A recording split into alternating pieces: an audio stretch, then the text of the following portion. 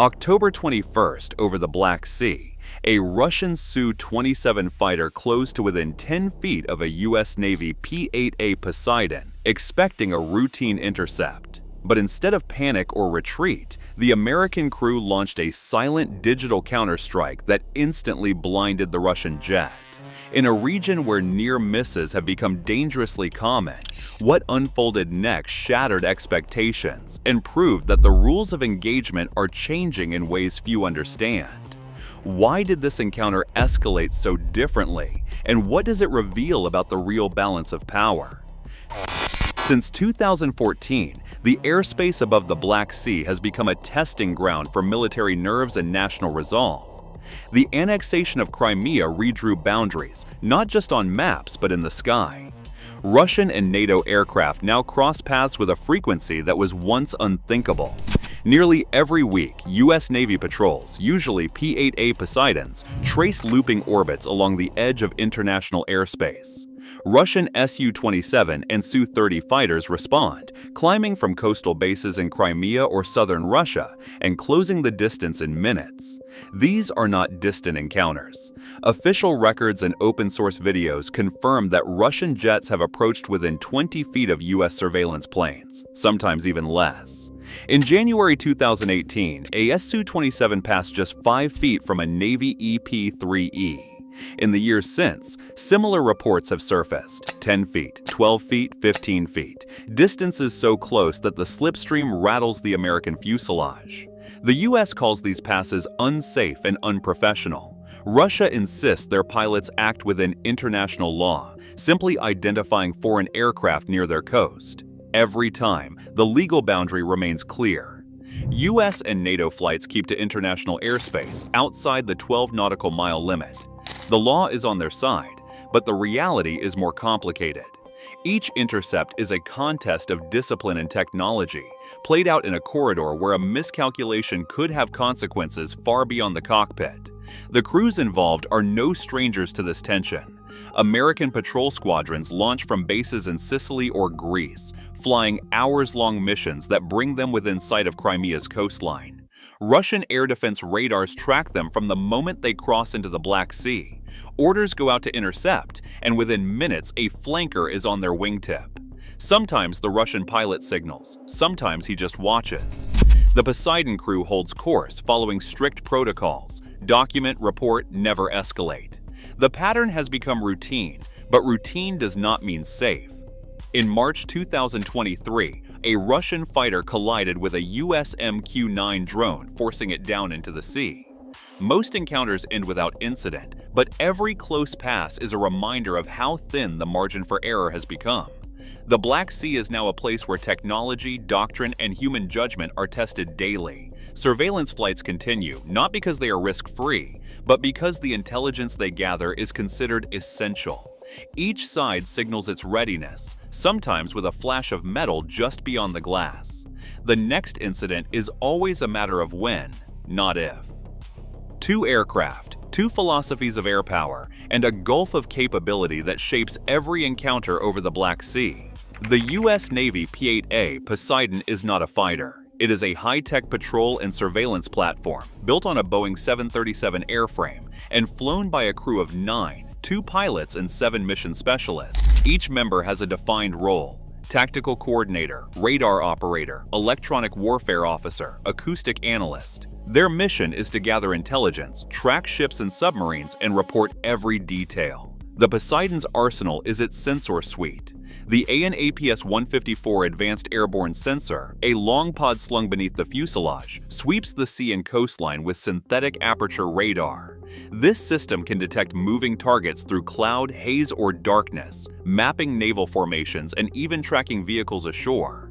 Electro-optical and infrared turrets add another layer, while banks of sonobuoys and magnetic anomaly detectors hunt for submarines below.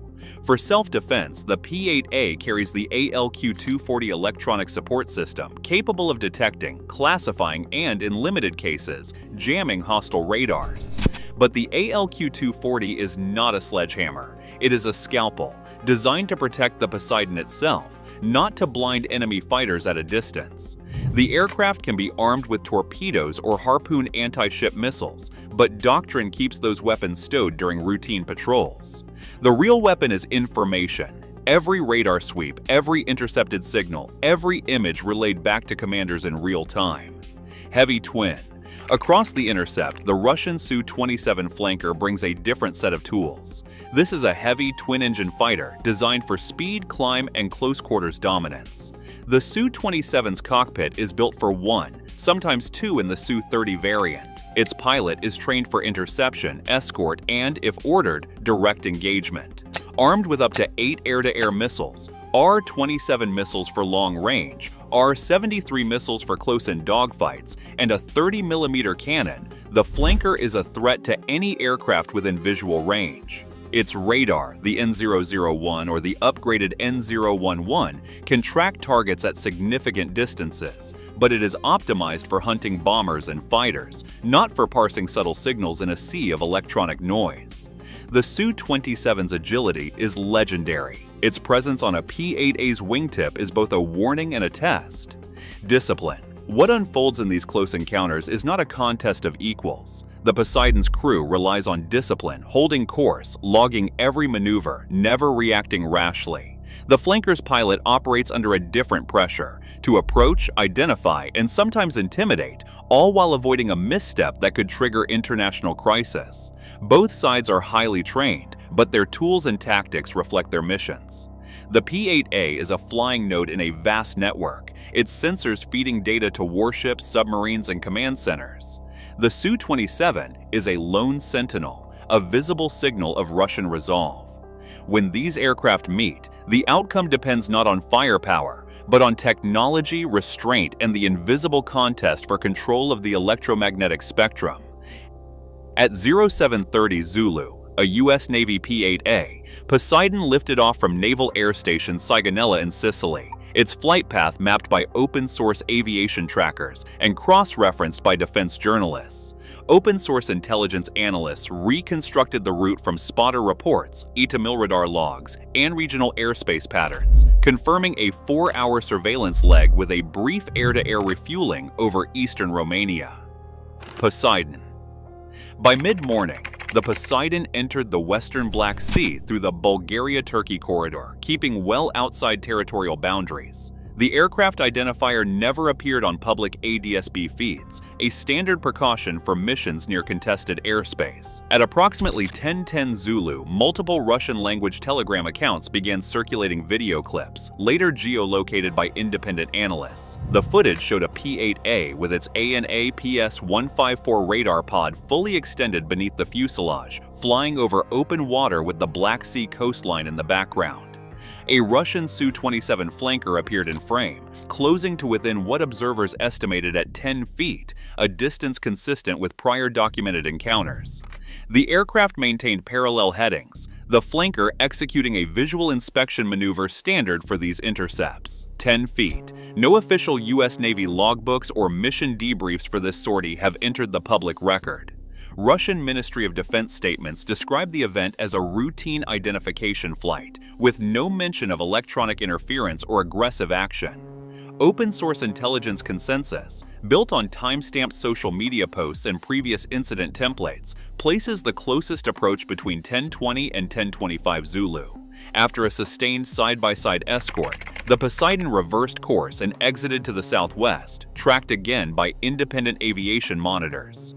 The Su-27 returned to base soon after, according to Russian sources. Routine.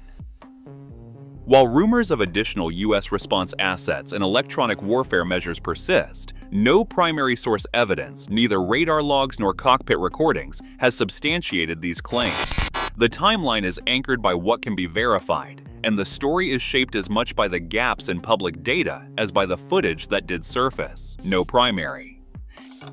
In the split second that defines a close intercept, the contest shifts from airframe to algorithm. The Su-27's pilot, locked just 10 feet off the Poseidon's wing, relies on his radar, an N001 or N011 array, scanning for any sign of threat.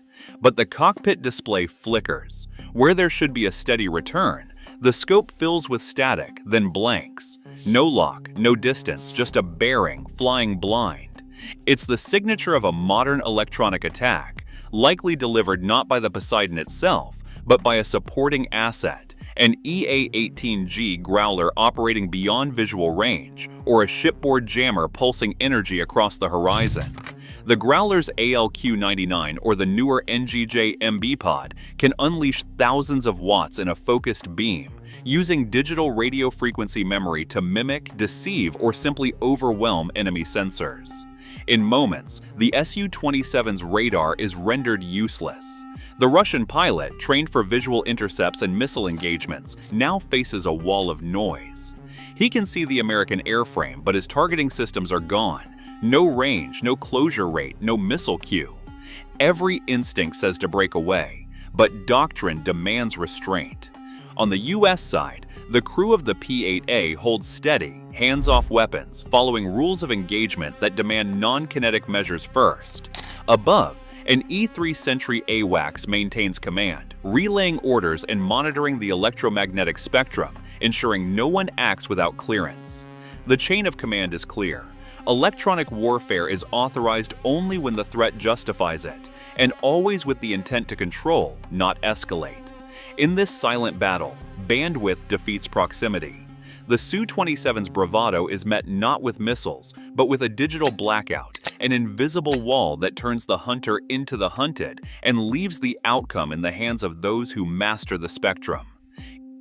Each encounter over the Black Sea now tests not just pilots, but the invisible frontiers of technology and restraint.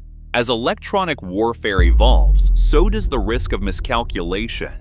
In a world where silence can be a weapon, the next move may not be seen, only felt.